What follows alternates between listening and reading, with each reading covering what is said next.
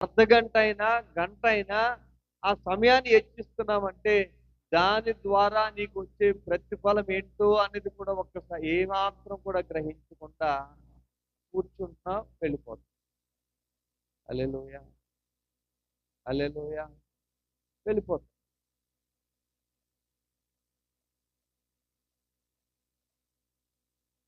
అంటే ఇలాంటివి ఏమి చెప్పకూడదండి.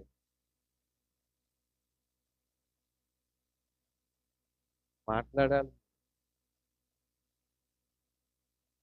చెప్పకూడదా? మన క్రమము 8 గంటల కంటే మీరు 9, 9:30కి 10 గంటలకు కూడా వస్తుంటే మరలా మేము వెళ్ళి అక్కడ వాళ్ళకి మేమేం చెప్పాలి?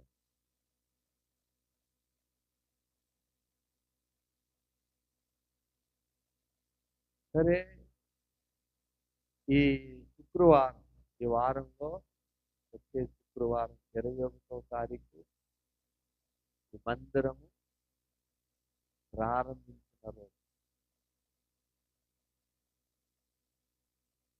ఆ రోజు 7 గంటలకే మీరు దయచేసి 7 గంటలకే అంటే మీరు 8 గంటలకి రాకండి. మీరు 7 గంటలకి ఖచ్చితంగా, ఎందుకంటే తిమోతి గారని ఒక దైవ సేవకుడిని వాక్య పరిచయ కొరకు పిలిచారు. ఈ విషయాలు గమనించి మీరు సిద్ధపడాలని ప్రభు పేరట మీకు మనం చేస్తున్నాం. దయచేసి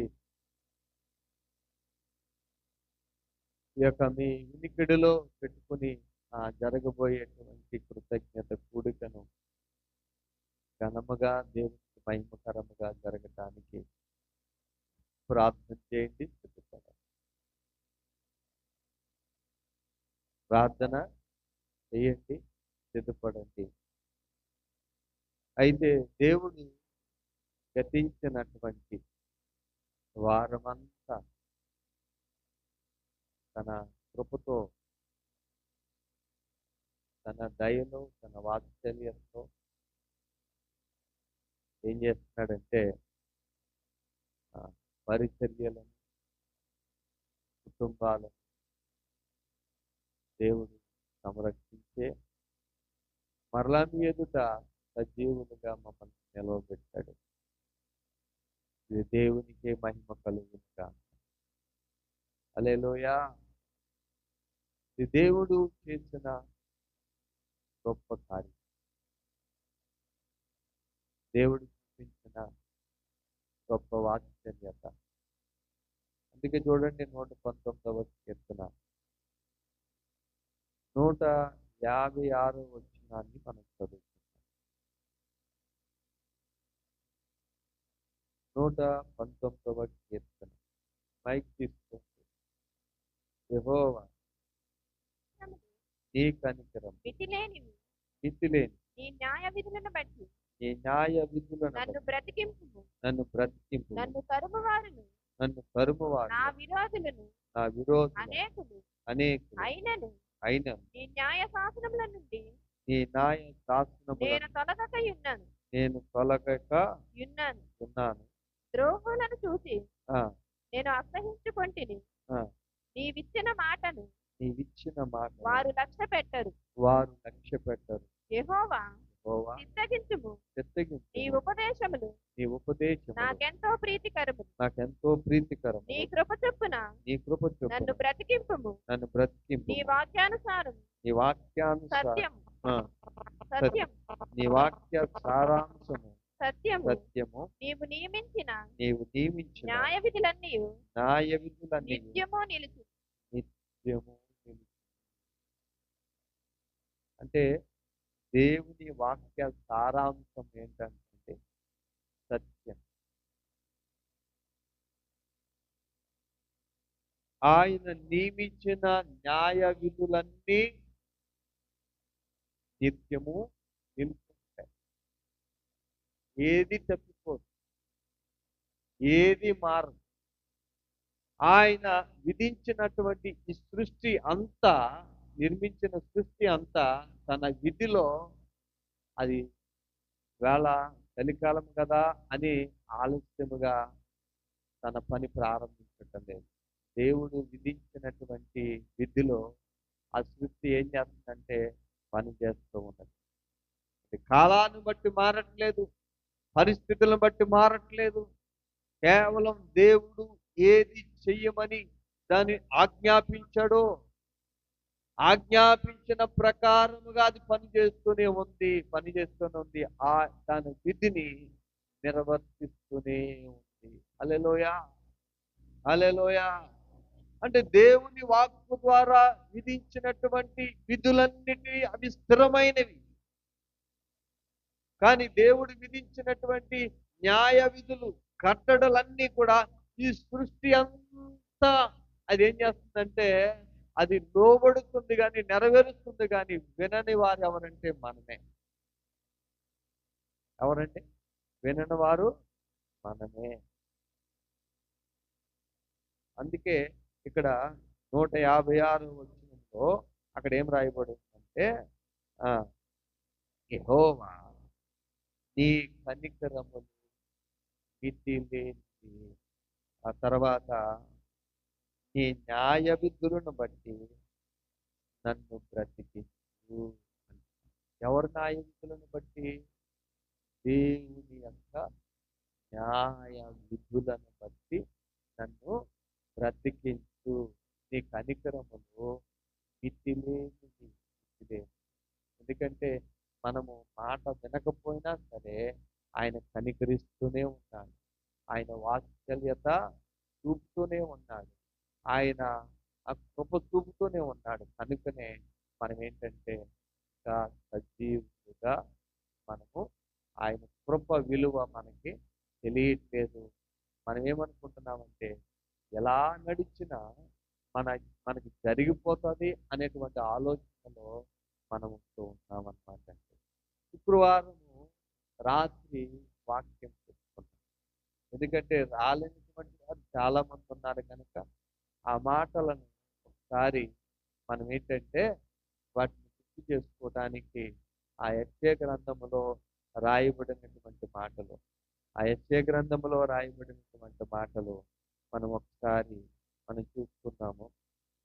ఆ యెషయా గ్రంథము 35వ అధ్యాయం 4వ వచనాన్ని ఒకసారి చదువుకున్నాము. దృఢపరచుడి,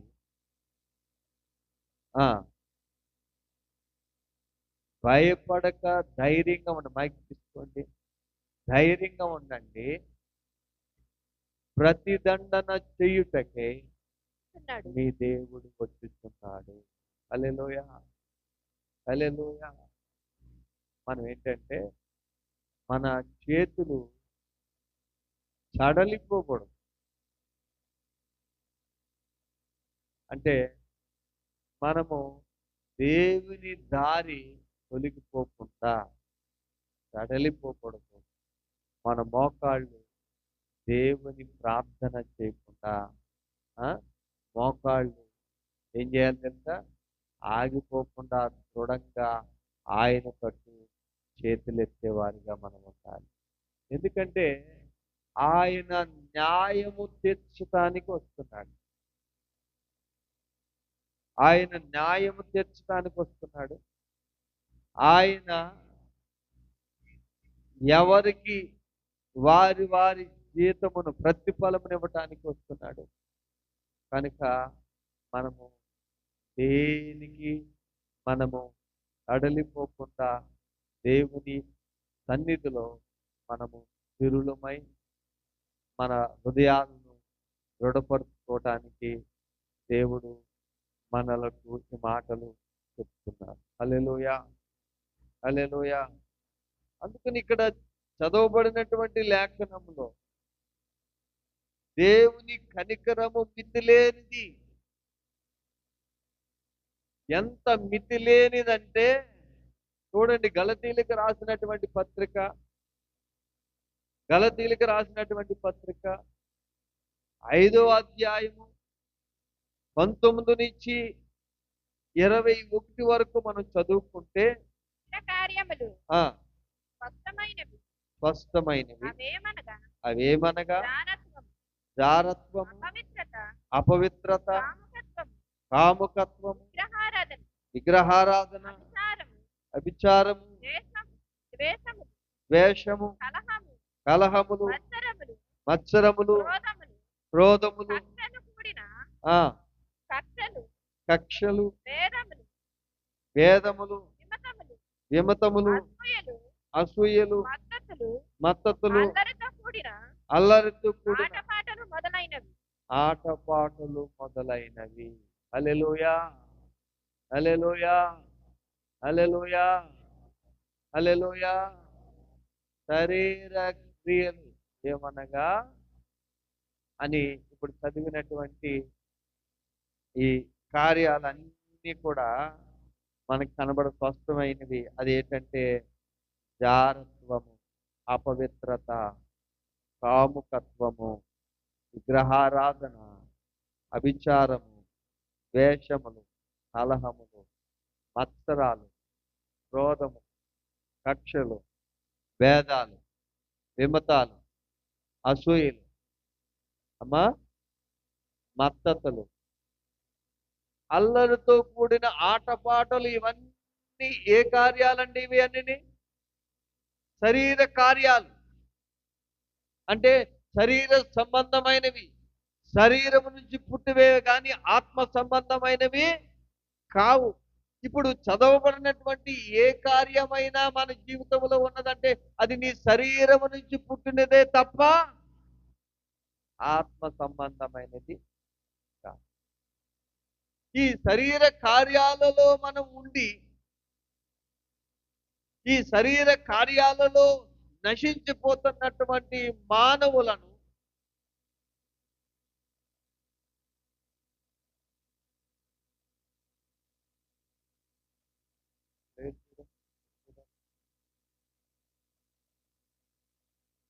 శరీర కార్యాలు ఏమండి? ఈ శరీర కార్యాల చేత మనం అనసబడుతుంటే, ఈ శరీర కార్యాల చేత పట్టబడితే దేవుని మహా కనికరం మనలను ఏం చేస్తుందంటే ఆ స్థితి నుంచి మనల్ని బయటికి తీసుకురావటానికి, ఆ పరిస్థితి నుంచి మనల్ని విడిపించడానికి మనలను పరిశుద్ధాత్మ దేవుడు పదే పదే తన వాక్యం ద్వారా మనకి హెచ్చరిస్తూ ఉంటున్నాడు. హల్లెలూయా, హల్లెలూయా, హల్లెలూయా, హల్లెలూయా. కనుక దయచేసి జాగ్రత్తగా గమనించండి, జాగ్రత్తగా గమనించండి. ఈ శరీర కార్యాలు కొంతమందిలో అసూయ, ఏమండి?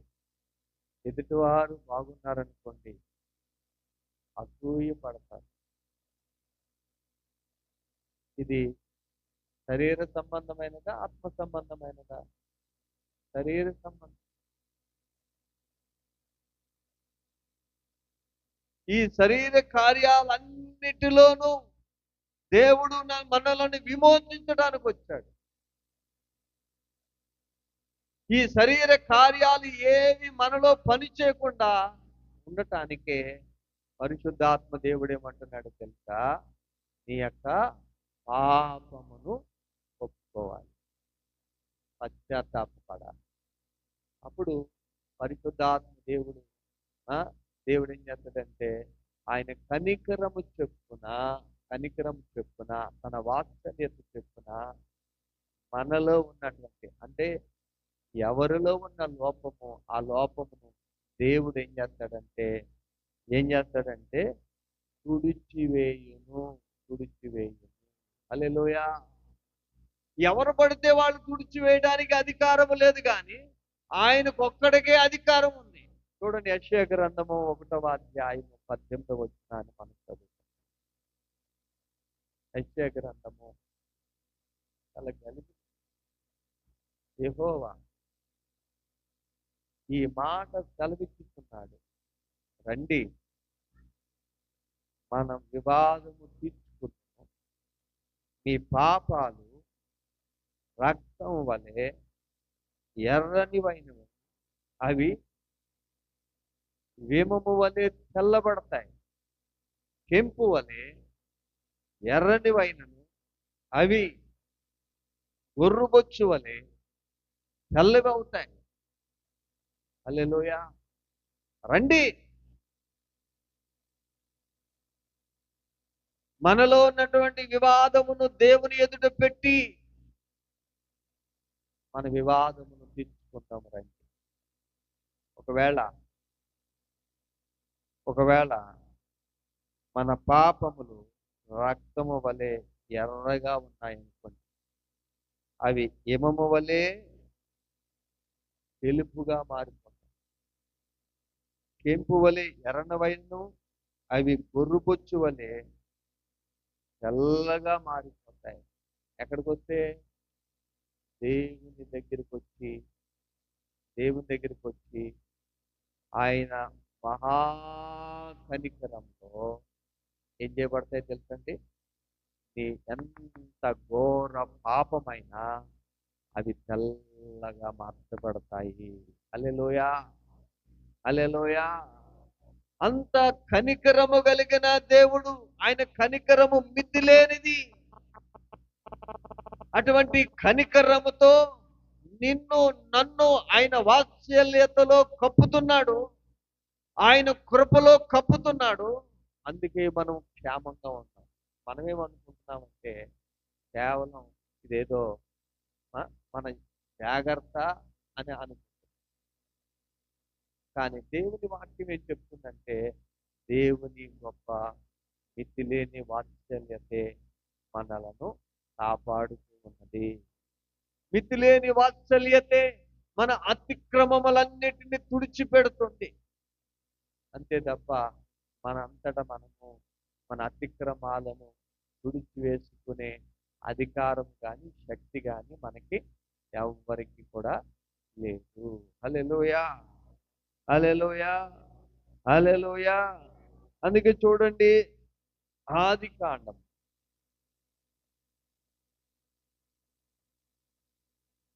నిర్గమాకాండం 20వ అధ్యాయం 6వ వచనాన్ని చదువుతుంది. నన్ను ప్రేమించి నా ఆజ్ఞలు గైకొను వారిని 1000 తరాల వరకు కరుణించువాడునై ఉన్నాను.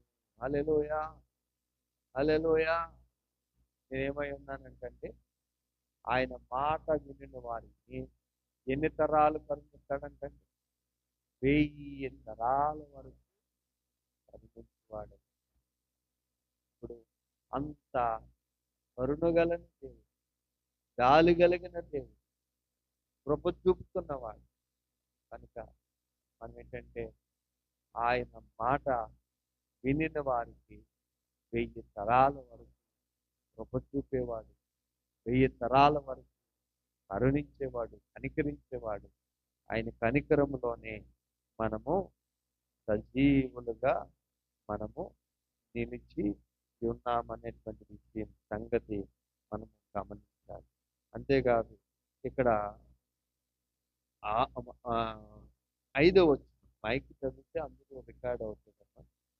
ఏలయనగా నీ దేవుడైన యెహోవానగు నీ నేను దేవుడైన యెహోవానగు నేను నేను రోషము గల దేవుడను, రోషము కలిగిన దేవుడను, నన్ను ద్వేషించు వారి విషయములో నన్ను ద్వేషించు వారి విషయములో 3-4 తరముల వరకు 3-4 తరాల వరకు తండ్రుల దోషమును కుమారుల మీదకి తండ్రుల దోషమును కుమారుల మీదకి రప్పించుతూ రప్పించుచు నన్ను ప్రేమించి నన్ను నా ప్రేమించి ఆజ్ఞలు గైకొని వారి నన్ను ఆజ్ఞను గైకొను వారి 1000 తరముల వరకు 1000 తరాల వరకు కరుణించువాడునై ఉన్నాను. కరుణించువాడునై ఉన్నాను. హల్లెలూయా, హల్లెలూయా, హల్లెలూయా. అందుకని దేవుడైన యెహోవా తన ఆజ్ఞలన్నిటినీ చెప్పి దాసుల గృహమైనటువంటి ఐగుప్తులో నుంచి బయటికి తీసుకొచ్చిన తర్వాత ఇశ్రాయేలు ప్రజలకి చెప్తున్నటువంటి మాటలు. నేను రోషము కలిగిన దేవుడిని, మీరు నా మాట వినకపోతే 3-4 తరాల వరకు వారి దోషమును, వారి పిల్లల మీదకి నేను తండ్రుల మీద దోషమును వారి కుమారుల మీదకి రప్పిస్తాను. నన్ను ప్రేమించి నా ఆజ్ఞలు గైకొన్న వారికి 1000 తరాల వరకు కరుణించువాడునై ఉన్నాను. హల్లెలూయా. 1000 తరాల వరకు, మన తరమే కాదండి, 1000 తరాల వరకు కరుణిస్తాడంట. ఇప్పుడు ఆయన మాట విన్నాం, ఆయన మాట విన్నాం అంటే ఆయన వాత్సల్యత, ఆయన కనికరం ఎంత గొప్పదో ఒకసారి మనం గమనించాలి. కేవలం మనము అనేక శరీర ఇచ్చల్లో ఉన్నప్పటికీ కూడా ఆయన వాత్సల్యతే మనల్ని కాపాడుతుంది. ఆమేన్. హల్లెలూయా. అర్థమవుతుంది? ఆయన వాత్సల్యతే, మన నీతి కాదు, మన భక్తి కాదు.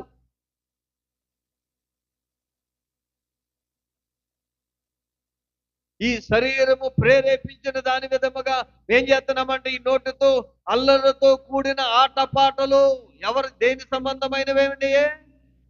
శరీర సంబంధమైనవి. హల్లెలూయా. ఈ శరీర సంబంధమైన అల్లరితో కూడిన ఆటపాటల కొరకు నువ్వేం చేస్తావంటే నీ శరీరం అలిచిపోయినప్పటికీ కూడా లేచి కూర్చుని వాటితో నువ్వు పాలు పంపులు పొందుతావు, వాటితో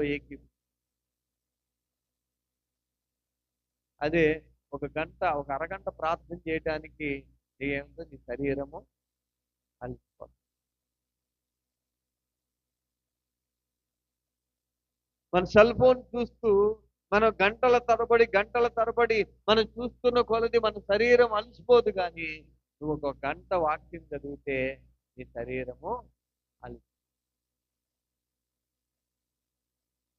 అంటే శరీర సంబంధమైన విషయాల కొరకు ఏమంటే ఈ శరీరం ఏం చేస్తుందంటే చాలా ఇష్టంగా సహకరిస్తుంది. అంటే ఆత్మ సంబంధమైన విషయాల కొరకు ఈ శరీరం ఏం చేస్తుంది తెలుసా?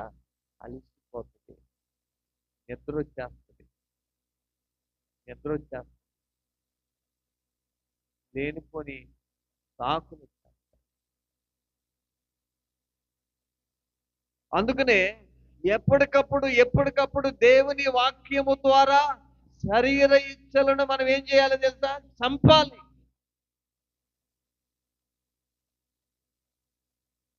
మన శరీరము ప్రేరేపించిన దాన్ని బట్టి పోకుండా ఆయన మహాకనికరములో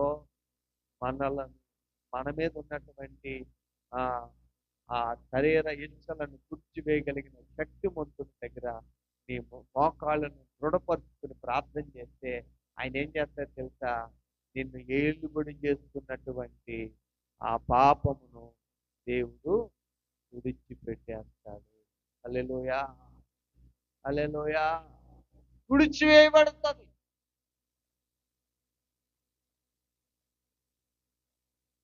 నువ్వు ఆ వాక్యానికి లోబడినంతసేపు అదేం చేస్తుందో తెలుసా? నీవు అబద్ధాలు చెప్తున్నావు అనుకో, అది పదే అబద్ధాలకు నిలయముగా నీ శరీరం మారిపోతుంది. కొంతమంది దేహాలు దేనికి నిలయమైపోతారంటే జగడాలకి గొడవలకి నిలయమైపోతారు. ఎంత చెప్తున్నా సరే వారు వినకుండా మాట్లాడుతూనే ఉంటారు, బూతులాడుతూనే ఉంటారు. ఏమండి? బూతులాడుతూనే ఉంటారు. ఓన్లే ఇంత వాక్యం వింటున్నాం కదా, మనం దేవుడే ఆమెకి బుద్ధి చెప్తాడే అని చెప్పేసి నువ్వు అనుకోవు. ఆమె అన్నదానికి నీవు మాట్లాడుతూ ఏం చేస్తున్నా తెలుసా? నీ దేహమును కూడా నువ్వు అపవిత్రపరిచేస్తున్నావు. హల్లెలూయా. హల్లెలూయా. అంటే నువ్వు ఎదుటివారు తిట్టారు కదా అని చెప్పి, ఎదుటివారు నిన్ను అన్నారు కదా అని చెప్పేసి నీవు కూడా ఏమవుతున్నావంటే అదే దారిలో వెళ్ళిపోతున్నావు. అదే దారిలోకి వెళ్ళిపోతున్నావు. కానీ నువ్వు ఏర్పాటు చేసుకున్నటువంటి మార్గం, నువ్వు విశ్వసించినటువంటి ప్రభువుని వెంబడించడానికి ఆ క్షణంలో నువ్వేమైపోతున్నావంటే త్రోవ తొలగిపోతున్నావు అన్నమాట. త్రోవ తొలగిపోతే మరి జరిగేది ఆ, నష్టమే కదండి. ఏమండి, నష్టమేనా? అర్థమవుతున్నాయండి ఆ మాట? అమ్మా, అర్థమవుతున్నాయా? వెనుకున్న వారికి అర్థమవుతున్నాయమ్మా? ఒకసారి గట్టిగా దేవునికి స్తోత్రం చెప్పండి. హల్లెలూయా. ఏంటి? రావు తొలగిపోవటం వలన నువ్వు ఉంటాననుకున్న మార్గమును తొలగిపోవటం వలన నీవు కూడా ఏమైనా నష్టపోతావు. ఈ విషయాన్ని గ్రహించు. శారీరకంగానే ఆలోచించి శరీరము ప్రేరేపించిన విధముగా మాట్లాడుతూ ఉంటాం. శరీరము ప్రేరేపించిన విధముగా ప్రవర్తిస్తూ ఉంటాం. శరీరము ఎలాగైతే కోరుకుంటుందో అలాగా అల్లరితో కూడిన ఆటపాటలు, ఎకసకాలు ఎటకారాలు మాట్లాడు. హల్లెలూయా. అది దేవుని సంబంధమైన మాట్లాడండి చెప్పండి.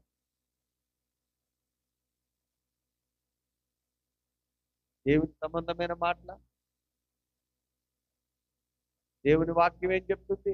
నీ నోట సరసోక్తులైనను పోకిరి మాటలైనను మనము పలకకూడదు. కృపా సహితమైన మాటలే. పోకిరి మాటలు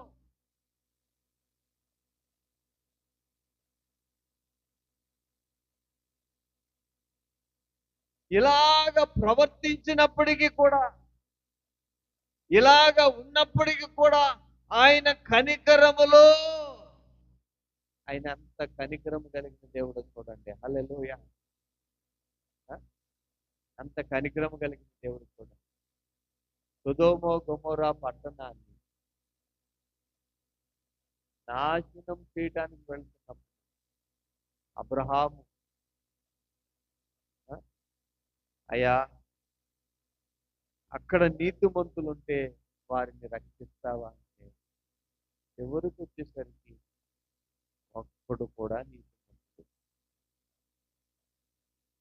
అబ్రహాం గారు అడిగి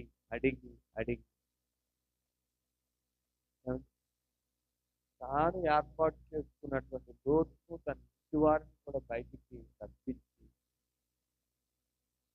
ఆ రోజున సొదొమ గొమొర్రా పట్టణం అంతా అగ్నిగంధకాలతో లయమైపోయింది, కాల్చిపోయింది. ఎందుకంటే వారు శరీర ఇచ్చలతో ఆ పట్టణం అంతా పాడైపోయింది. దేవుని భయం లేదు, పెద్దల భయం లేదు. చూడండి, ఈ రోజున పిల్లలకు కూడా ఏం లేదండి, పెద్దల భయం. పడుకోకూడదండి, ఏమండి, పెద్దల భయము లేదు. పిల్లలకి పెద్దల భయము లేదు. ఎవరి భయము? స్కూల్కి వెళ్తున్నారంటే టీచర్ భయం కూడా లేదు. ఏం మాట్లాడుతున్నారు, ఏం ప్రవర్తిస్తున్నారు?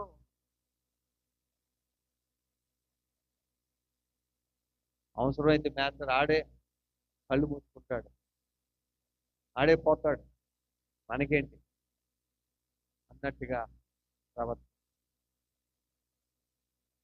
విచ్చలవిడిగా తిరుగుతున్నారు, విచ్చలవిడిగా ప్రవర్తిస్తున్నారు. అన్నని లేదు, చెల్లని లేదు, వరుసని లేదు, వాయని లేదు, లేకుండా వేరేం చేస్తున్నారంటే వారు కోరికలను తీర్చుకుంటూ ప్రవర్తిస్తున్నారు.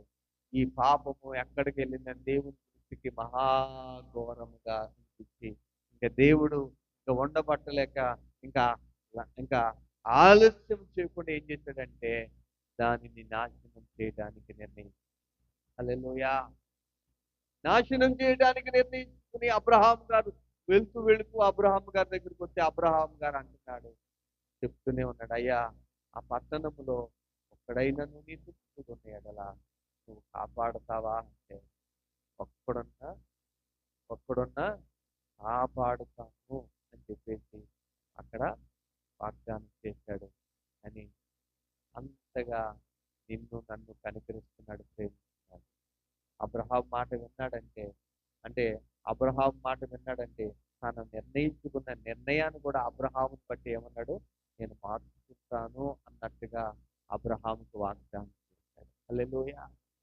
అంటే మనిషిని తన రూపంలో చేసిన మనలను దేవుడు ఎంతగా ప్రేమిస్తున్నాడో, ఎంతగా వాత్సల్యం చేస్తున్నాడో ఇది మనకు అర్థము కాదు. అందుకే వాక్యం వింటున్నాం, ఇష్టానుసారంగా ప్రవర్తిస్తున్నాం. వాక్యం వింటున్నాం, దేవుని సన్నిధి విలువ తెలియదు. దేవుని సన్నిధికి సమయానికి రావు. సమయం దాని విలువ అదేమో నీ దృష్టికి ఎలా ఉంటుందంటే చాలా చులకనగా.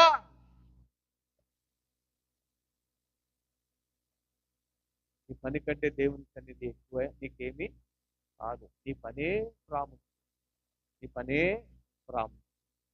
నువ్వు వండుకోవటమే ప్రాముఖ్యం. నీ యొక్క అవసరాలు తీర్చుకోవటమే ప్రాముఖ్యం. హల్లెలూయా. హల్లెలూయా. అంటే ప్రవచనం అంటే చెప్పుకున్నాం శుక్రవారం రాత్రి. ప్రవచనం అంటే దేవుడు తన వాక్యమును ఎత్తిపెట్టి మనతో మాట్లాడటం కూడా ప్రవచనమే. ప్రవచనం అంటే నువ్వు దీవించబడతావు అంటే ప్రవచనం అనుకుంటావు.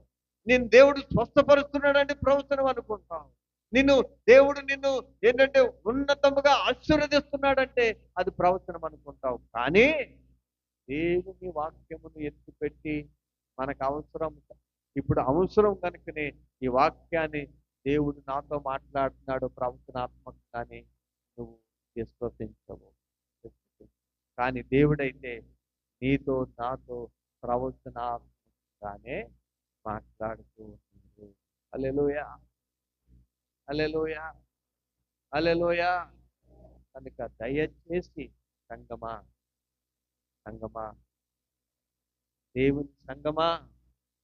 దేవుని మాట వినండి, రండి.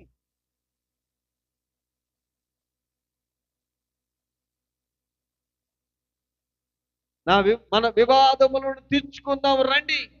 దేవుని దగ్గరకు వచ్చి, ప్రభువా ఇదిగో నా అంతరంగము నా మీద నేరం మోపుతుంది, నేను పాపినని చెప్తుంది, నేను పరిశుద్ధుడునా చెప్పు తండ్రి అని చెప్పేసి నువ్వు దేవుని ఎదుట మోకరించగలిగితే అప్పుడు దేవుడే నీ ప్రవర్తన, నువ్వు అల్లరితో కూడిన ఆటపాటలు, నీ సరసోక్తులు,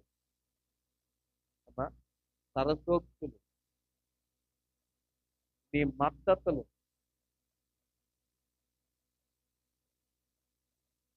నీ అబద్ధాలు, ఇవన్నీ దేవుడు మనకు పెడతాడు. ఎందుకంటే దేవుడు వాక్యం చెప్తుంది, ఎవరు కూడా నీతిమంతుడు ఒక్కడు కూడా లేడు నీతిమంతుడు. అందరూ పాపము చేసి దేవుడు అనుగ్రహించే మహిమను పొందలేక. హల్లెలూయా. హల్లెలూయా. అందుకే దేవుడు తన ప్రణాళిక చెప్పిన ఏం చేశాడంటే ఈ లోకానికి వచ్చి మనము ఎంత చెప్పినా వినకపోయినా ఆయన కనికరములో, ఆయన వాత్సల్యతలో వాటిని తుడిచిపెడుతూ ఉన్నాడు. నువ్వు ఒప్పుకున్నప్పుడల్లా తుడిచిపెడుతూ ఉన్నాడు. మరలా నువ్వు వెళ్ళి మళ్ళీ ఏం చేస్తున్నావంటే అదే పాపము కొరతలో పొందాడుతూ పైకి మనం ఏం చేస్తున్నామంటే క్రైస్తవులమని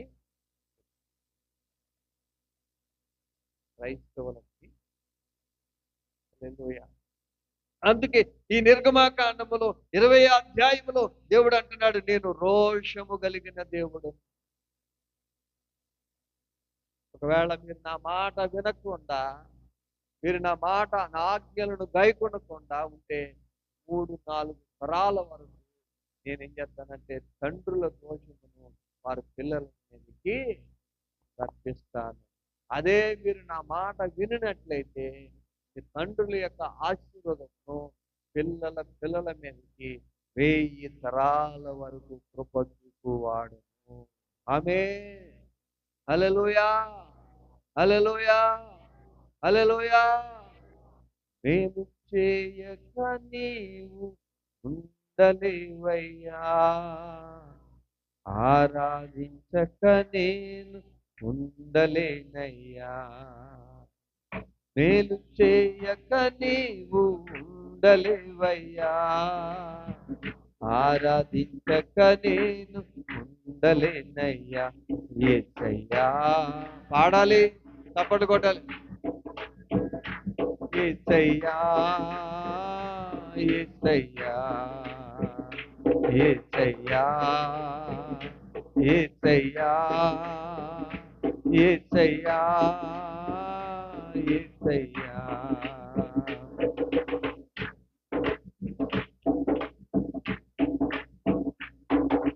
నిన్ను నమ్మినట్లు నేను వేరెవరిని నమ్మలేదయ్యా.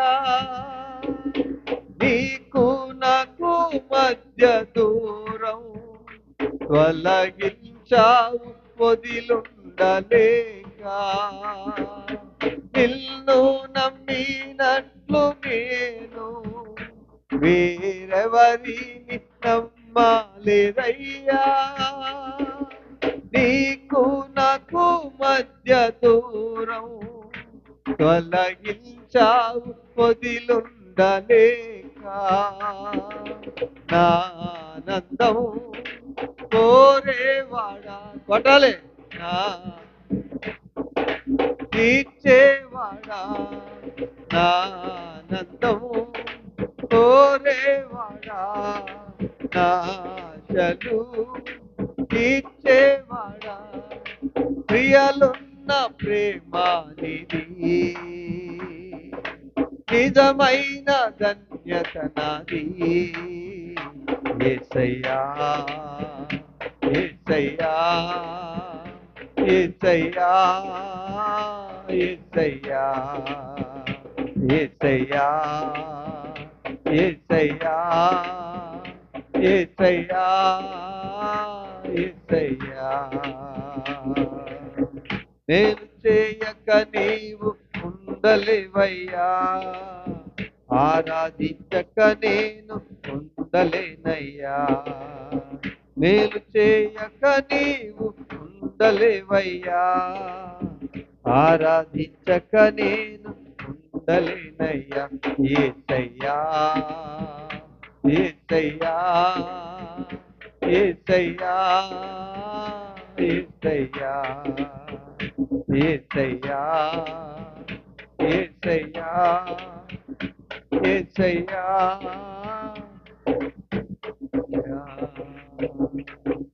హల్లెలూయా. ఆయన మేలు చేయకుండా ఉండలేదు.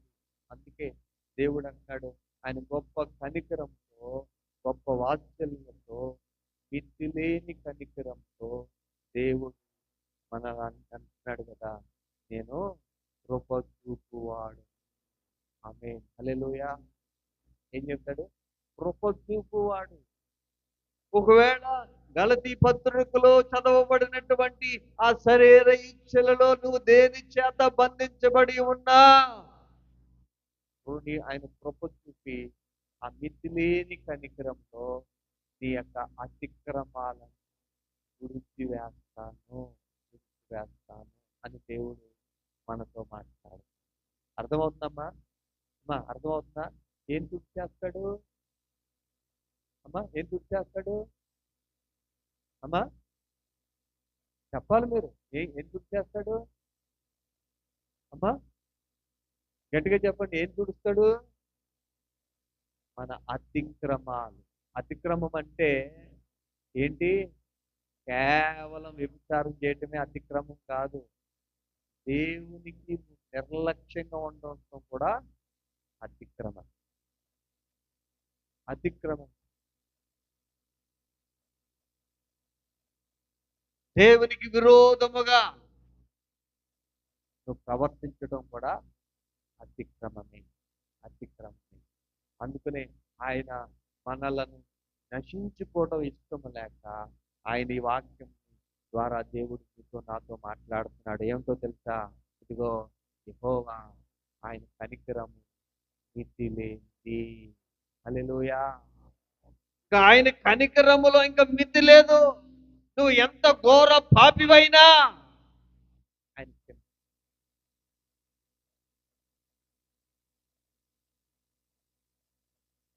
ఆ వ్యభిచారంలో పట్టబడిన స్త్రీని ఏమన్నాడు? ఏమండి? మోసే ధర్మశాస్త్ర ప్రకారముగా ఆ పాపములో పట్టబడిన స్త్రీని ఏం చేస్తున్నారు? వాళ్ళందరూ రాళ్ళు తరుముకుంటూ వస్తూ దారిలో యేసు ప్రభు కనబడితే ఏమంటున్నారు? సరే ఉండండి ఒకసారి, అసలు ఈ బోధకుడు ఏం చెప్తాడో ఏం చెప్తాడో విందామని చెప్పేసి బోధకుడా, ఇదిగో మోసే ధర్మశాస్త్రమును బట్టి వ్యభిచారములో పట్టబడిన స్త్రీని రాళ్లతో కొట్టి చంపమని ఉంది కదా, ఇదిగో మేము రాళ్లతో కొట్టి చంపుతున్నాము, నువ్వేం చెప్తావు అంటే ఆయన అన్నాడు, అవునా నిజమే, ధర్మశాస్త్రం బట్టి అలాగే చేయాలి, కానీ నీలో పాపము లేనివాడు మొదట రాయి వేయమని, నీలో పాపము లేనివాడు మొదట రాయి వేయమనగానే ఆయన నేల మీద ఏయో రాయిను అని పరిశుద్ధ గ్రంథంలో రాయబడింది. అలాగ తర్వాత చూస్తే ఒక్కడు కూడా అక్కడ లేదు, అందరూ వెళ్ళిపోయారు.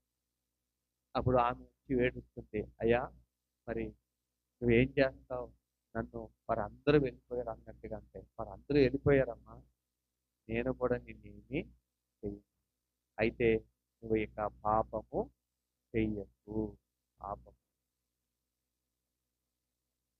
ప్రభు చెప్పేది అదే. దేవుడు మిమ్మల్ని కనికరిస్తున్నాడంటే మరలా పాపం చేస్తామని కాదు, తప్పిపోయి మరలా అదే విధంగా తప్పిపోతామని కాదు. కనికరించబడి దేవుని సన్నిధిలో స్థిరులుగా ఉండాలని, దేవుని భయముతో భక్తితో ఆయన వెంబడించాలి. ఆమేన్. హల్లెలూయా. అంతేగాని అస్తమాటు మనం పాపం క్షమిస్తూ కూర్చుంటే మరలా వెళ్ళిపోయి మన ఇంటికి వెళ్ళి పాపం చేస్తూ కూర్చుంటే క్షమించమని కాదు ప్రభు చెప్పి. ప్రతి ఆదివారం నీ ఇష్టానుసారంగా క్రమం లేకుండా రమ్మని కాదు, దేవుడు నిన్ను క్షమించే. ఇప్పుడు రాలేకపోయినా దేవుడు నిన్ను క్షమించి మొదటి తర్వాతి క్రమంలోనైనా టయానికి ఉండాలనేది దేవుని యొక్క ఉద్దేశం, దేవుని ఆలోచన. కానీ నువ్వేం చేస్తున్నావంటే అది నీకు వాడికైపోయింది. దేవుని సన్నిధి అంటే భయం లేకుండా దేవుని సన్నిధిలోకి వచ్చి నువ్వు సమయాన్ని హెచ్చిస్తున్నావంటే ఆ ప్రతిఫలం నేను తీసుకెళ్లాలనేటువంటి ఆ ఆలోచన లేకుండా దేవుని సన్నిధిలోకి వచ్చి కూర్చుంటున్నావు, దేవుని సన్నిధికి వచ్చి నువ్వు ప్రవర్తిస్తున్నావు, దేవుని సన్నిధికి వచ్చి నువ్వు కానుకేస్తున్నావు, దేవుని సన్నిధికి వచ్చి నువ్వేం చేస్తున్నావు తెలుసా? పాటలు పాడుతున్నావు. నేను ప్రభువును మహిమపరచడం వలన నాకు ప్రతిఫలం రావాలి అన్నట్టుగా దేవుని మహిమపరిస్తే నీకు ప్రతిఫలం వస్తుంది. నేను దేవుని సన్నిధికి వెళ్ళి జాగ్రత్తగా కూర్చుని దేవునికి అంగీకారముగా నేను ప్రవర్తించాలి, నేను ప్రభువును మహిమపరచాలని కూర్చుంటే మహిమపరిస్తే ప్రతిఫలం నీకు వస్తుంది. దేవా ఇదిగో నీ పని కొరకు నేను గుప్పులు విప్పుతున్నానని నువ్వు ఇచ్చిన దాంట్లో మనపూర్వకంగా ఇస్తే దానికి దేవుడు నీకు ప్రతిఫలం ఇచ్చి పంపిస్తాడు. హల్లెలూయా. ఇవేవి ఆలోచించుకుంటా గ్రహింపు లేకుండా దేవుని మందిరానికి కూర్చుంటున్నావు, దేవుని మందిరానికి వచ్చి ఆటలు పాడుతున్నావు, దేవుని మందిరానికి వచ్చి కానుకేస్తున్నావు, దేవుని మందిరానికి వచ్చి ఏం వింటున్నావో తెలియదు, మళ్ళా ఆ మాటలు మట్టుకు గుర్తుంటావు. ఏ మాటలు గుర్తుంటాయి? అల్లరితో కూడిన ఆట పాట. అయ్యి బాబోయ్ ఆవిడండి పోయిన సంవత్సరం ఇదే రోజుల్లో ఆమె ఏమందో తెలుసా నన్ను? ఏమంది? ఆ మాటలు నీ గుర్తుల్లో ఉంటాయి కానీ ఆ, ఆదివారం చెప్పిన దేవుని మాటలు మటుకు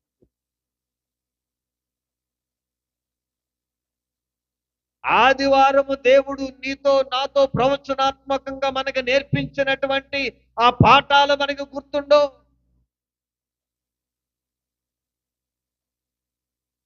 మనకి మేలుకరమైనటువంటి ఆశీర్వదకరమైనటువంటి మాటలు గుర్తుపెట్టుకోము కానీ ఎందుకు పనికిరాని మాటలు, శరీర సంబంధమైన మాటలు, గొడవలు పెట్టడానికి, కొంపలు కూల్చడానికి, నీ శరీరమును పాడు చేసుకోవటానికి, ఏమంటే అల్లరితో కూడిన ఆటపాటలు, సరసోక్తులు, వీటిని ఎంత గుర్తుపెట్టుకుంటారో పెట్టుకుంటారు.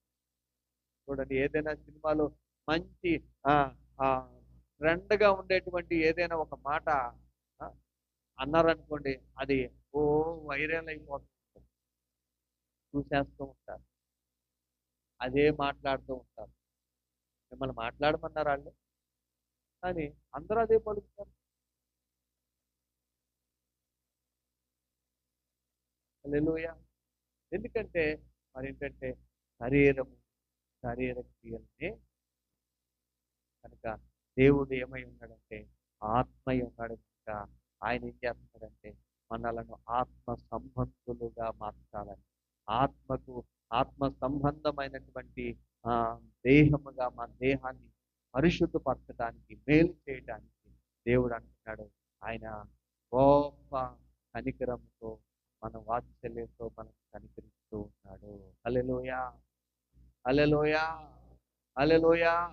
నువ్వు దేవుని మాట వింటే నీవి 1000 తరాల వరకు నీ తరాల మీద దేవుని కృప చూపుతాడు. దేవుని మాట వినకపోతే 3-4 తరాల వరకు నీ పిల్లల మీదకి ఏమవుతుందో తెలుసా? శాపం, శాపం, శాపం.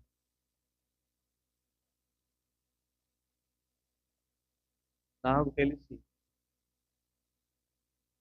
బాగా సన్నిహితంగా తెలిసిన కుటుంబాలు మరి వారు ఏ శాపం వెంటాడిందో మనకు తెలియదు. వారు ఏ తప్పిదం చేయకుండా వారి కుటుంబాలు నాశనం అయిపోయాయి. మన కళ్ళ ముందు ఉన్నతముగా ఉన్న కుటుంబాలే, ఆర్థికంగా బలముగా ఉన్న కుటుంబాలే కొన్ని సంవత్సరాలకి మేము చూస్తుండగానే మన కళ్ళ ముందు ఏమైపోయింది తెలుసా? వారు చనిపోవటం, వారి ఆస్తులు పోవటం, వారి పిల్లలు కూడా తాగుబోతులైపోవటం, వారి పిల్లలు కూడా ఏం ఆధారం లేని వారిగా, నెమ్మది లేని వారిగా కుటుంబాలుగా మారి దాన్ని ఏమంటాం? శాపం. హల్లెలూయా, హల్లెలూయా. అంటే దేవుడు మేలు చేయాలని నీకు చెప్తుంటే వినవా? నువ్వు వినవా? ఎక్కడ ఎక్కడ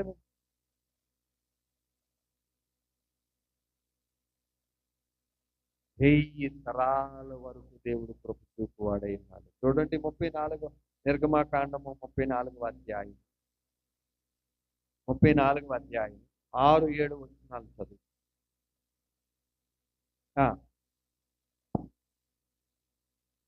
దాటి వెళ్ళి యెహోవా కనికరం, దయ, దీర్ఘశాంతం, విస్తారమైన కృపా సత్యములు గల దేవుడైన యెహోవా ఆయన 1000 మందికి కృపను చూపుచు దోషమును, అపరాధమును, పాపమును క్షమించును గాని ఆయన ఏమాత్రమును దోషులను నిర్దోషులుగా ఎంచగా 3-4 తరాల వరకు తండ్రుల దోషమును కుమారుల మీదకిని, కుమారుల మీదకిని ప్రకటించెను. అప్పుడు మోషే త్వరపడి నేల వరకు తల వంచుకుని నమస్కారం చేసి, ప్రభువా నా మీద నీకు కటాక్షము కలిగిన ఎడల నా మనవి ఆలకించుము. దయచేసి నా ప్రభు ఉండి మాతో కూడా రావలను.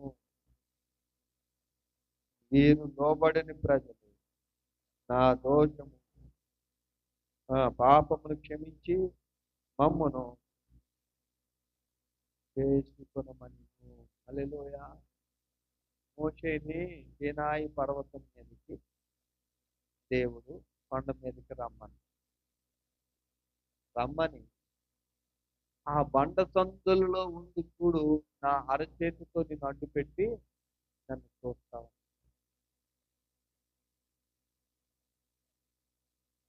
దేవుడు దాటిపోతూ ఉన్నప్పుడు అక్కడ ఏమంటున్నాడంటే, యెహోవా కనికరము, దయ, దీర్ఘశాంతం, విస్తారమైన కృపాసత్యములు గల దేవుడైన యెహోవా. యెహోవా. హల్లెలూయా. ఎవరంటండి ఆయన? యెహోవా. ఉన్నవాడు, అనువాడు, నిన్న నేడు ఏకరీతిగా ఉన్నవాడు. ఈయన ఎవరంటే దయ కలిగిన వాడు, కటాక్షము కలిగిన వాడు, కృపా సమృద్ధి కలిగిన వాడు అని చెప్తూ ఆయన ఏమంటున్నాడు, ఏమాత్రమును కూడా నేను దోషులను నిర్దోషులుగా ఎంచదు. హల్లెలూయా. ఒకసారి రెండు చేతులు గట్టిగా పైకెత్తి గట్టిగా చూస్తాం. హల్లెలూయా. ఎందుకు నిర్లక్ష్యంగా కూర్చుంటారు?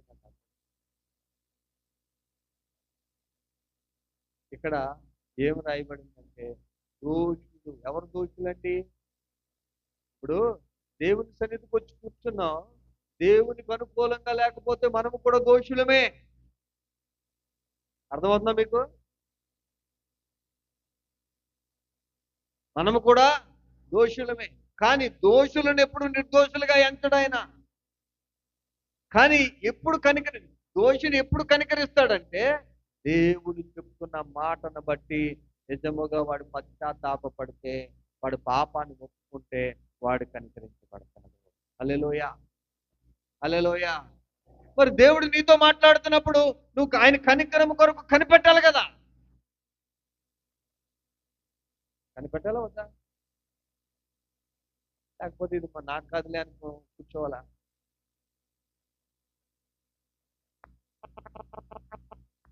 హల్లెలూయా.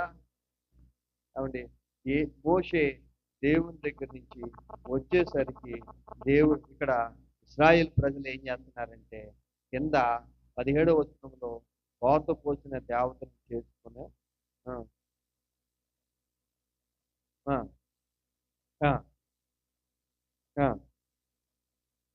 ఆచరింపవాలి. ఆజ్ఞాపించినట్టు అబీబు నెలలో కాలమందు తినవలను. నేల ఎనక అబీబు నెలలో ఐగుప్తులో నుంచి వచ్చింది.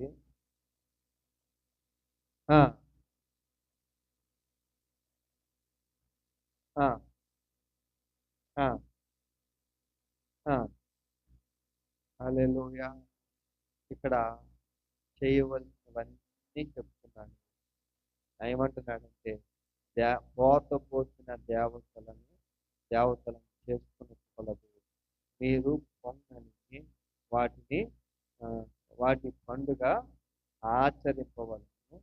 నేను నీకు ఆజ్ఞాపించినట్టు అబీబు నెలలో నియమ కాలము మందు 7 దినములు పొంగని వాటినే తినవలను.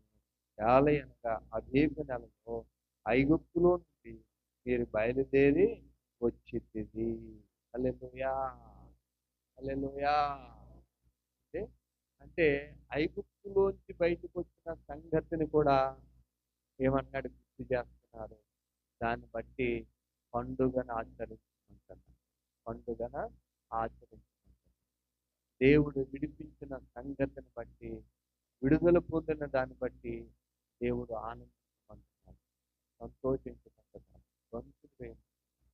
కనుక సంగమా, మనము దేవుడు మహాకృప, దయ కలిగిన వాడు, కనికరము కలిగిన వాడు, నిన్ను ఏమాత్రము కూడా నిన్ను తోచిగా ఎంచడు.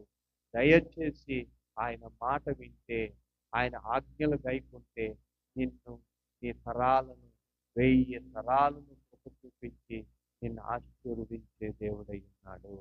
హల్లెలూయా.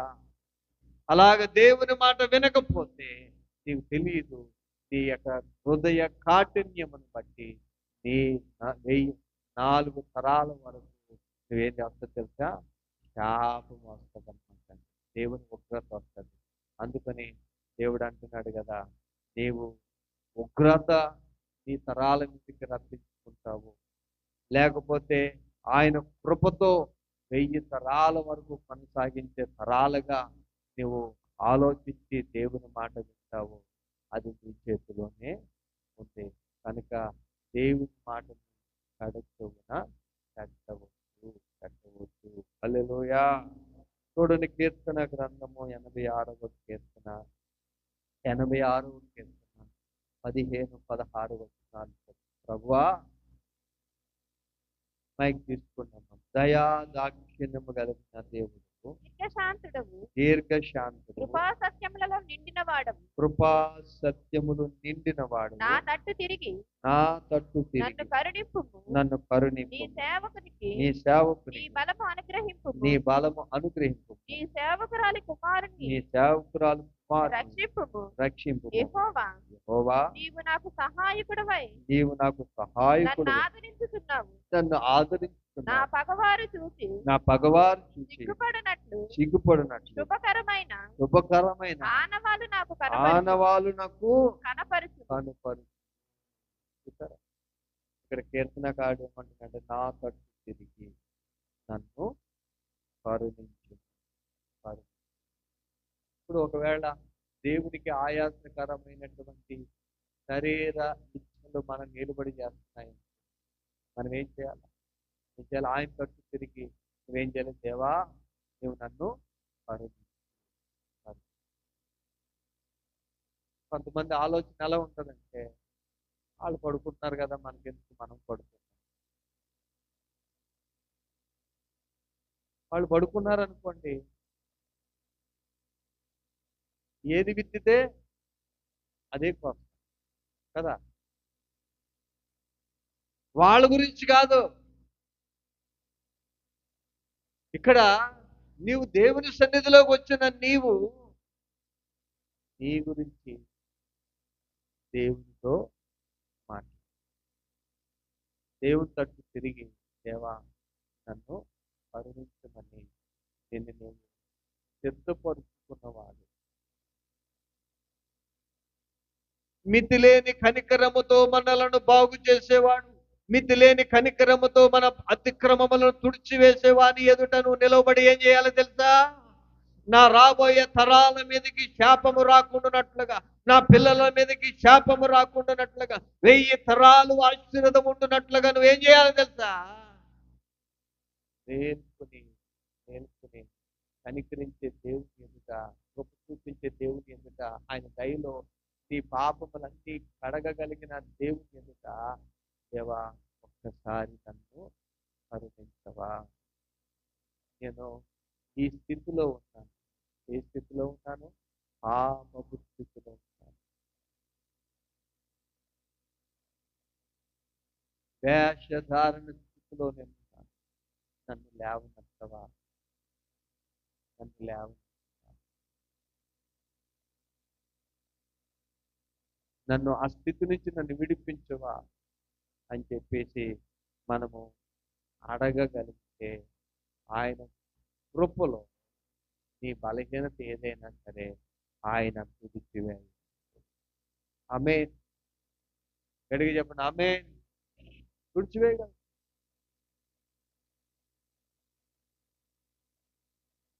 దేవుని మందిరమును, దేవుని వాక్యము విన్నా గాని నువ్వు మారని స్థితి, మారని బుద్ధుంటే, నువ్వు దేవుడిని అడిగావనుకో, దేవుడి బుద్ధిని స్పష్టపరుస్తాడు. ఆయన కనికరంలో నీ బాగు చేస్తాడు. దేవుని మందిరంలోకి వచ్చి నీ ప్రవర్తనను ఇంకా దిద్దుకోకుండా ఉంటే నీ ప్రవర్తన అంతటిని బట్టి దేవునికి మొర్ర పెడితే ఆయన ఏం చేస్తాడో తెలుసా? నీ యొక్క ప్రవర్తన అంతటిని కూడా పరిశుద్ధపరచగలడు. ఆమేన్. నువ్వు అడగా గొప్ప వాత్సల్యతో మితిలేని కనికరముతో మనల్ని క్షమించే దేవుడే. ఆయన క్షమిస్తానంటున్నాడు. అయితే ఆయన క్షమించే దేవుని ఎదుటకు వచ్చి నువ్వు నిర్లక్ష్యముగా ఉండకుండా నీ శరీరములో ఏలుబడి చేస్తున్న అతిక్రమాలను దేవుని ఎదుట పెడితే అంటున్నాడు కదా, దేవుడు నిన్ను నీ అతిక్రమములన్నీ తుడిచివేయును. ఆమేన్. హల్లెలూయా, హల్లెలూయా, హల్లెలూయా. బాగు చేస్తాడు. అతిక్రమాలు తుడిచివేయటమే కాకుండా మరి ఏం చేస్తారంటే చూడండి, 86వ కీర్తన 13వ వచనం చదివితే, ప్రభువా నా దేవా నా ఎడల నీవు చూపున కృప అధికమైంది, పాతాళ అగాధము నుండి నా ప్రాణమును రప్పించి ఉన్నావు. హల్లెలూయా, హల్లెలూయా. పాతాళపు అగాధము నుండి నా ప్రాణమును తప్పించి ఉన్నావు. అంటే పాతాళపు అగాధములో పడిపోయినా సరే దేవుడు ఏం చేస్తాడంట? నిన్ను తప్పించువాడని కీర్తనకారుడు అంటున్నాడు. నన్ను తప్పించి ఉన్నావని సాక్ష్యం ఇస్తున్నాడు కీర్తనకారుడు. హల్లెలూయా. అలాంటి పాతాళ అగాధము లాంటి పరిస్థితుల్లో నువ్వు పడి ఉన్నా నిన్ను కనికరిస్తాడు. అయ్యో, నిన్ను క్షమిస్తాడు, నిన్ను శుద్ధురాలుగా మార్చగలడు.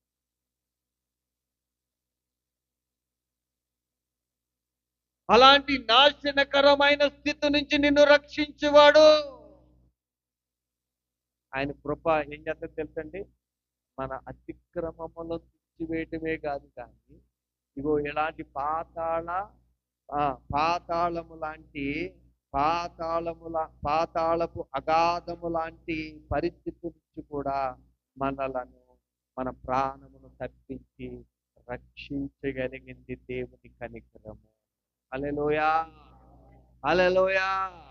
అంటే ఆయన మన మీద కనికరము చూపితే ఆ పరిస్థితిలో పాతాళము లాంటి అగాధములో ఉన్న ఆ కనికరం మనల్ని ఏం చేస్తుందంటే బయటికి తీసుకొచ్చేస్తుంది. ఆమేన్. హల్లెలూయా, హల్లెలూయా. అలాంటి కనికరము కలిగిన వాడు అలాంటి కనికరంతో ఏం చేస్తున్నాడు? కనికరిస్తున్నాడు. మనకు అర్థం కావట్లే, మనం ఏం ఎంతో కొనుక్కోవడం సరిపోతుంది.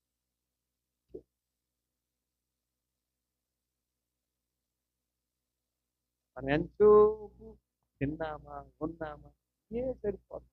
కనీసం క్రమం అంటే ఏంటో, దేవుని మాట అంటే ఏంటో, దేవుని సన్నిధి అంటే ఏంటో మనకు అర్థం కాని పరిస్థితులు. ఎంతసేపు ఏటి మీద ఆసక్తి చూపుతున్నారంటే, అమ్మా నువ్వు వస్తే దీవించబడతావు, అమ్మా నువ్వు స్వస్థత పొందుతావు, అమ్మా నీ కొడుకు పెళ్ళి అయిపోతుంది, అమ్మా నువ్వు కారు కొంటావు, అమ్మా నీకు బంగారం వచ్చేస్తుంది, అమ్మా నువ్వు అక్కడికి వెళ్ళిపోతావు, అమ్మా నువ్వు అక్కడికి వెళ్ళిపోతావు, నువ్వు ఇదైపోతావు అంటే ఈ నమ్ముతున్నావు. కానీ దేవుని మాట విను.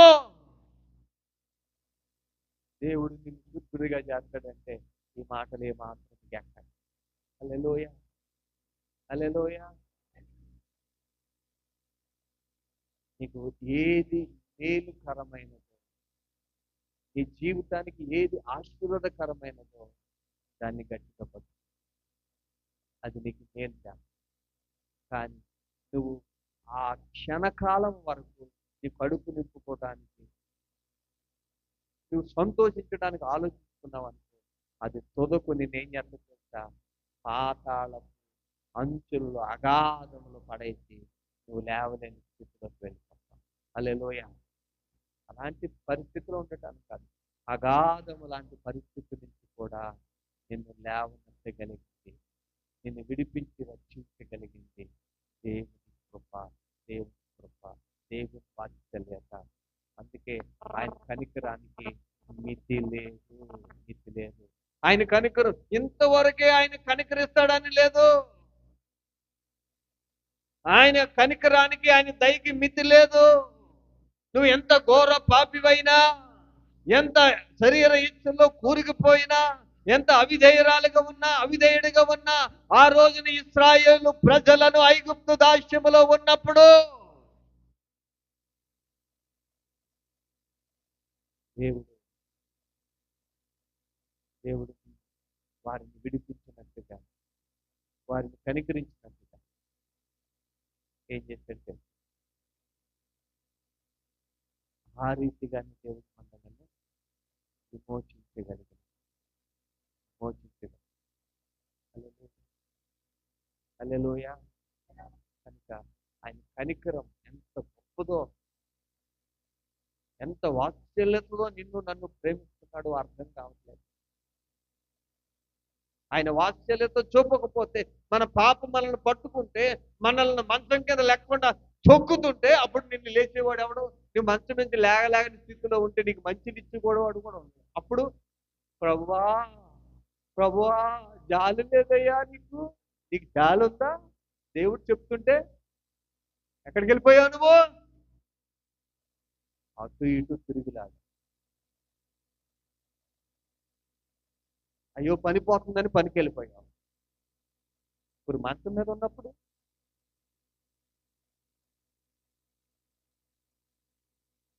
మళ్ళీ అప్పుడు కూడా నువ్వు ఆయన కనికరించు ప్రభు అంటావు మానేసి, దేవుడా నీకు జాలి లేదా అని అంటావు.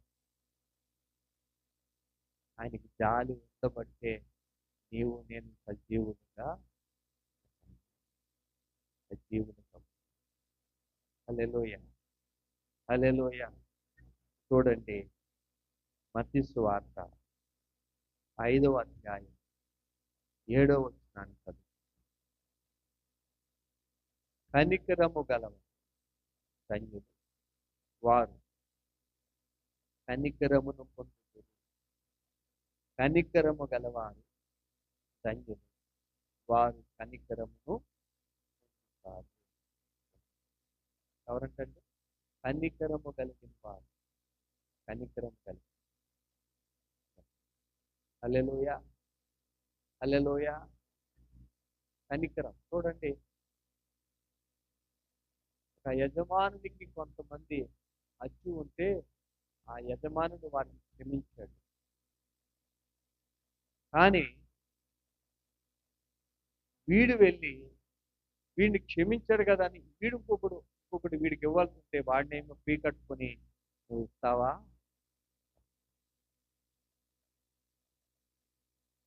అంటే మనమేమో కనికరించబడాలి, ఇతరుల మట్టుకు మనం కనికరించాలి. హల్లెలూయా.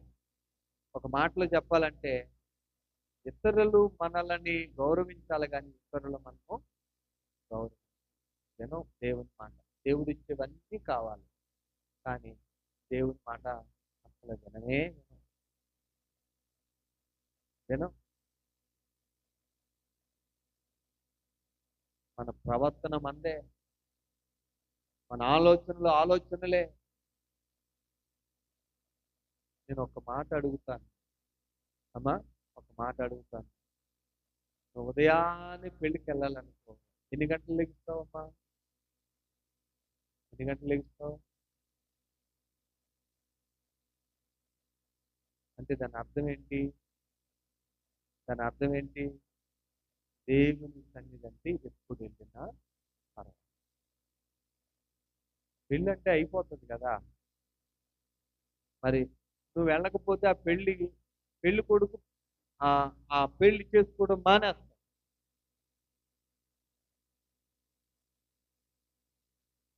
కదా, మానేస్తాడు.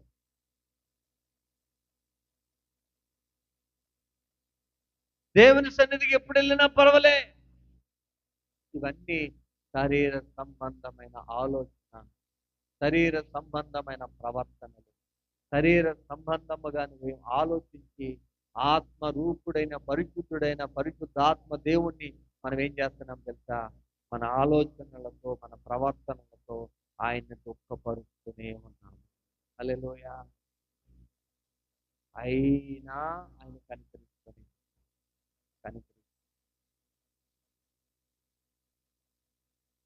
కనికరిస్తూనే కనికరిస్తూనే ఉన్నాడు. ఆయన కృప చూపుతూనే ఉన్నాడు. ఆయన మాట వినకపోయినా నిన్ను ఏం చేస్తున్నాడు? జాలి చేసుకుని నిన్ను పిలుస్తూనే ఉన్నాడు. రండి రండి, మన వివాదము తీర్చుకుందాం రండి. ఒకవేళ నీలో పాపం ఉందని నేను చెప్తే అది హిమము కంటే తెల్లగా నేను కడుగుతాను రండి. నీ పాపములు ఎంత ఎర్రనివైనవను గొర్రు బొచ్చు వలె తెల్లగా చేస్తాను రండి రండి. నీ ప్రవర్తన ఎటువంటిదైనను నేను సరి చేస్తాను రా. నీ బుద్ధి ఎటువంటిదైనా నేను సరి చేస్తాను రా. పరిశుద్ధమైన బుద్ధినిస్తాను, మంచి వివేకమునిస్తాను రా అని కనికరిస్తూనే ఉన్నాడు. జాలితో మనతో ప్రేమగా మాట్లాడుతూనే ఉన్నాడు, పిలుస్తూనే ఉంటాడు. కానీ ఆయన పిలుస్తున్న దేవుణ్ణి నువ్వు ఏం చేస్తున్నావు తెలుసా? చాలా తక్కువగా, చులకనగా ఏం చేస్తున్నావు తెలుసా? ఇంకా పని పాట లేదు, ఇంకా అసమాటు ఇదేనా అన్నట్టుగా నువ్వు పక్కన పెట్టా. హల్లెలూయా, హల్లెలూయా. అంటే జాలి కలిగిన దేవుడు, నిన్ను బాగు చేయాలనుకుంటున్న దేవుడు, నీ మాలిన్యమును శుద్ధి చేయాలనుకుంటున్న దేవుడు, నాశనము నుంచి నిన్ను రక్షించాలనుకుంటున్న దేవుడు నా కంటికి ఎలా ఉన్నారో తెలుసా? పని లేని వానిగా. అంతే కదా, అంతే కదా. ఉపవాస ప్రార్థనకి రమ్మంటే ఏం చేస్తాం మనం? అమ్మా ఏం చేస్తాం? ఉపవాస ప్రార్థనకి రమ్మంటే కనీసం ఉపవాసం ఉంటామా మనం? మాట్లాడదాం. కోపాలు వచ్చినాయి, కోపాలు వచ్చినాయమ్మా. ఒకరోజు కుప్పంపేట మీటింగ్కి వెళ్దాం అనుకున్నాం. సరే ఆనవ్ గారికి పాపం ఎందుకో బాధ్యత తీసుకున్నారు. ఆయన దేవుడు ఇచ్చిన వెళ్దామన్న ఉద్దేశం దృఢంగా నిర్ణయించుకుని పాపం మీ అందరింటికి తిరిగారా? బర్నబాస్ గారు తిరిగారు. మీరేమన్నారు? వెళ్ళిపోదాం సాయంత్రం అన్నారండి. అన్నారా? అన్నారు. సాయంత్రం వచ్చేసరికి ఏమన్నారు? రేపు వెళ్దాం. పాపం ఉదయం నుంచి ఈయన కనిపెట్టుకుని చూస్తుంటే, ఏమండి, కనిపెట్టుకుని చూస్తుంటే ఆ సమయం రానే వచ్చింది, ఆటో వచ్చింది. ఈయన వెళ్ళే సమయానికి మీరేమన్నారు? రేపు వెళ్దాం అన్నారు. అప్పుడు ఆయనకి బాధ అనిపించింది. ఏమన్నాడు తెలుసు నాతో? ఏమండి వీళ్ళు రారండి. మరి ఒక్కరోజు బాధ్యత తీసుకుంటే వాళ్ళు మీరు మాట తప్పిపోతే ఆయనకి అంత బాధ అనిపిస్తుంది. రోజు రోజు రోజు రోజు క్షణం తప్పిపోతుంటే ఇక్కడ నడిపించే సేవకుడికి ఎలా ఉంటుంది ఆలోచన?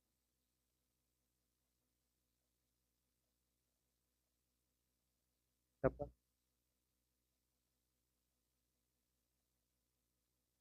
ఎలా ఉంటుంది? ఎవరి కోసం? ఇలా చెప్తేనేమో కళ సరిపోయింది, ఆ 10 నిమిషాలు ఉంటే బయటకు వెళ్ళిపోతాం అనుకో. అంతేగాని మనం మారాలి. మన స్థితి ఏంటి?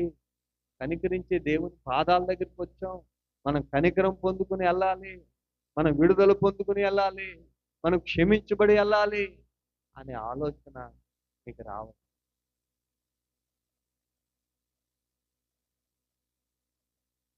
హల్లెలూయా, హల్లెలూయా, హల్లెలూయా. దయచేసి అర్థం చేయండి. దేవుడు గొప్ప వాక్శల్యంతో దేవుడు అన్నాడు, నేను కనికరిస్తాను రా. ఎంతవరకు నీ మీద జాలి చేసుకుంటాడో నాకు తెలియదు. ఒకవేళ ఆయన నీ మీద జాలి చేసుకోవడం మానేసి ఒక్కసారిగా నీవు చేసిన దానికి సొదొమ గొమొర్రా పట్టణానికి తీర్పు తీర్చినట్లుగా మనకు తీర్పు తీరిస్తే ఆయన ముందు నిలబడలేదు. ఆయన ముందు మనము నిలబడాలి. అది గుర్తుపెట్టు. కనుక శరీర సంబంధమైన ఆలోచన విధానాన్ని కట్టి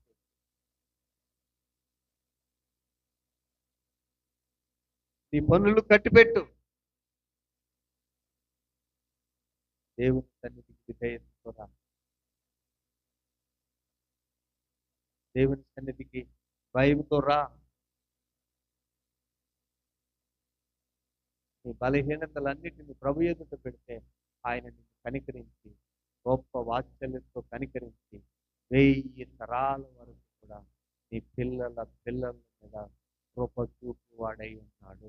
హల్లెలూయా, హల్లెలూయా. అదే మత్తయి సువార్త 18వ అధ్యాయము 33వ వచనాన్ని చదువు. 18:30. నిండింది కదా. నిన్ను కరుణించిన ప్రకారం, అదేనమ్మా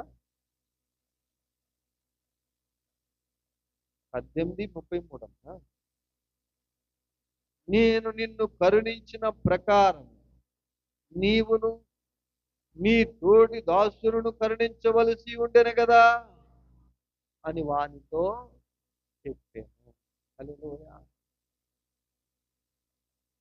మనం ఏం చేయాలండి? ఇతరులను కరుణించకపోతే మన పట్ల దేవుడు కరుణించిన వాటిని కూడా దేవుడు మళ్ళా పైకి చేస్తాడు. నువ్వు కూడా నాకు ఇవ్వవలసింది నాకు ఇవి, అప్పుడు నీ లెక్క తేలుస్తాను.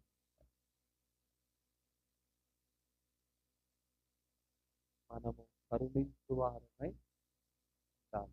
దేవుడు కరుణించువాడై ఉన్నాడు, కనికరించువాడై ఉన్నాడు, గాలి చేసుకునేవాడై ఉన్నాడు, లేవనెత్తువాడై ఉన్నాడు. చూడండి, చివరిగా చూసినట్లయితే ప్రకటన 1వ అధ్యాయం 5వ వచనాన్ని చదువుతాం. నమ్మకమైన సాక్షి మృతులలో నుండి ఆది సంభూతుడిగా లేచినవాడు భూపతులకు అధిపతియునైన యేసుక్రీస్తు నుండి కృపా సమాధానములు నీకు కలుగును గాక. ఆమేన్. హల్లెలూయా, హల్లెలూయా. నమ్మకమైన సాక్షి, మృతులలో నుండి ఆది సంభూతుడుగా లేచిన వాడు, అధిపతులకును అధిపతి అయిన యేసుక్రీస్తు నుండి కృపా సమాధానములు మీకు కలుగును గాక. ఆమేన్.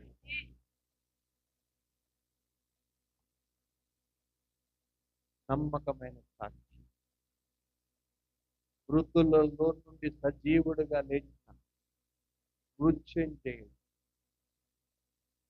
సర్వాంతరయామి, ఆది సంభూతుడు, భూపతులకు అధిపతియునైన యేసుక్రీస్తు నుండి మనకేం కలుగుతుందంట? కృపా సమాధానములు కలుగుగాక.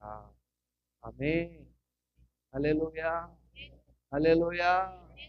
ఈ కృపా సమాధానములు మనకి ఎప్పుడు కలుగుతాయి అంటే, అపరాధముల చేత, పాపముల చేత చచ్చిన స్థితిలో ఉండి దేవుని మందిరానికి వచ్చావు. నువ్వు దేవుని దగ్గరికి వచ్చిన నీవు నీ అపరాధములు కనికరించేవాడు, ఆయన కనికరమునకు మితి లేదని ఆయన ఎదుట నువ్వు ఒప్పుకోవలసినవి ఒప్పుకుంటే, ఆ ఒప్పుకున్న దానిని బట్టి, నీ ఒప్పుకున్న కారణాన్ని బట్టి నీ అతిక్రమంలో తుడిచివేస్తాడు. అంతేకాదు నీ నాశనకరమైన స్థితి నుంచి నిన్ను రక్షిస్తాడు. అంతేకాదు దేవునికి మహిమకరముగా మహిమలో నిన్ను నిలవబెట్టగలుగుతాడు. హల్లెలూయా, హల్లెలూయా. 3 విషయాలు. ఒకటి, నువ్వు ఆయన దగ్గరికి వచ్చి నిజముగా ఆయన కనికరించేవాడు, ఆయన కనికరానికి స్థితి లేదని ఒప్పుకుంటే, నిన్ను బాధిస్తున్నటువంటి పాపము, నిన్ను బాధిస్తున్నటువంటి శాపము అదేం చేయబడుతుందంటే, మొదట తుడిచివేయబడుతుంది. రెండవదిగా ఆ పాపం వలన వచ్చేటువంటి ఆ నాశనం నుండి అది నిన్ను రక్షిస్తుంది. మూడవదిగా నిన్ను రక్షించిన తర్వాత ఆయన కృప సమాధానములతో ఆయన ఎదుట మహిమలో నిలవబెట్టేదై ఉన్నది. హల్లెలూయా, హల్లెలూయా. అందుకనే ఆ కృపలో ఆ యొక్క ఆధిపత్యములో నిలవటానికి దావీదు ఏం చేశాడంటే, దేవా నీ సన్నిధిలో నాకు రూపు మెదడు దొరికినట్టుగా నీ మాటల చేత నన్ను తృప్తిపరుచుకున్నావు. హల్లెలూయా. కోరాహు కుమారులు అంటున్నారు కదా, దేవా నీ సన్నిధిలో ఒక దినము గడుపుతా 1000 దినాల కంటే శ్రేష్టం. ఎందుకంటే దేవుని సన్నిధిలో కనికరించబడతాం. దేవుని సన్నిధిలో ఆయన కృపలో మన దోషములు తుడిచివేయబడతాయి. మన దోషముల వలన వచ్చిన నాశనం, కీడు, దాని నుంచి మనం తప్పించబడతాం. అంతేకాదు ఆయన సన్నిధిలో నువ్వు తప్పించబడిన తర్వాత ఆయన మహిమతో దేవుడు నింపేస్తాడు. హల్లెలూయా, హల్లెలూయా, హల్లెలూయా. అందుకే ఇశ్రాయేలు ప్రజలతో చెప్తున్నాను, మీరు నా మాట వింటే, మీరు నా మాట 1000 తరాల వరకు గొప్ప చూపు వాడు. ఒకవేళ నా మాట వినకపోతే 3-4 తరాల వరకు తండ్రుల దోషము కుమారుల మీదకి రప్పించువాడునై ఉన్నాను.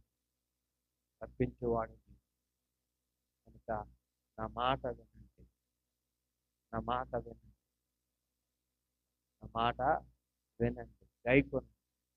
అందుకే కదా లోతు కుటుంబం బయటికి తీసుకురాబడినప్పటికీ కూడా లోతు భార్య విందా మాట? విందా? వెనక్కి చూడొద్దంటే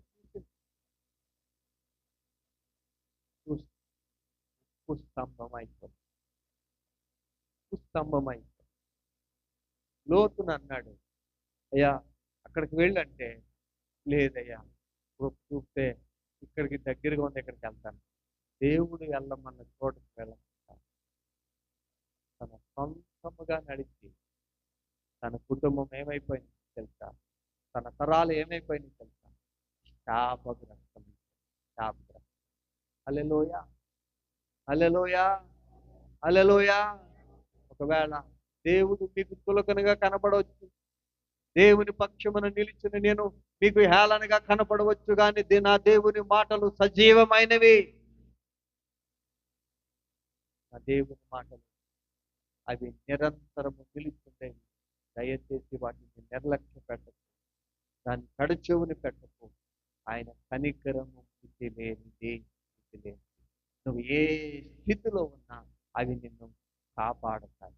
ఏ స్థితిలో ఉన్నా అవి నిన్ను రక్షిస్తాయి. ఏ స్థితిలో ఉన్నా ఆయన నిన్ను కనికరించి నిన్ను నాశనమునకు నడుపుతున్న ఆ బలహీనత నుంచి నా దేవుడు విడిపించగలడు. హల్లెలూయా, హల్లెలూయా. నిన్ను రక్షి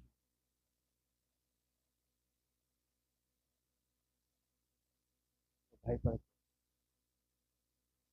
నిన్ను ఏమమ్మ కంటే తెల్లగా కడగగలడు, శుద్ధునిగా చేయగలడు, పరిశుద్ధపరచగలడు.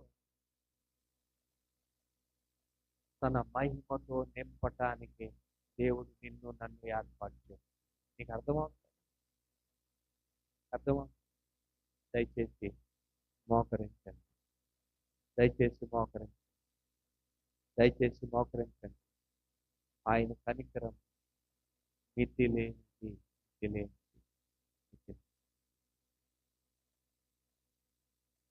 ఆయన న్యాయం తీర్చువాడు. ఒకవేళ శరీర సంబంధమైన ఆలోచన, శరీర సంబంధమైన క్రియలు, వాటికి అలవాటు పడి నువ్వు దేవుని నిర్లక్ష్య పెడుతున్నావు, దేవుని భయం లేకుండా ప్రవర్తిస్తున్నాను, సరసోక్తులు మాట్లాడుతున్నాను, శరీర సంబంధమైన క్రియల్లో మునిగి తేలుతున్నావేమో. ఇప్పుడైనా నువ్వు ప్రభు అన్నాడు, రా, నిన్ను కనికరించువాడు. నీ హృదయమును నీ తలంపులను హిమము కంటే తెల్లగా నువ్వు ఒప్పుకుంటే, పశ్చాత్తాపడితే శుద్ధి చేయగలిగినవాడు. దాని వలన వచ్చే నాశనము నుంచి నిన్ను రక్షించువాడు.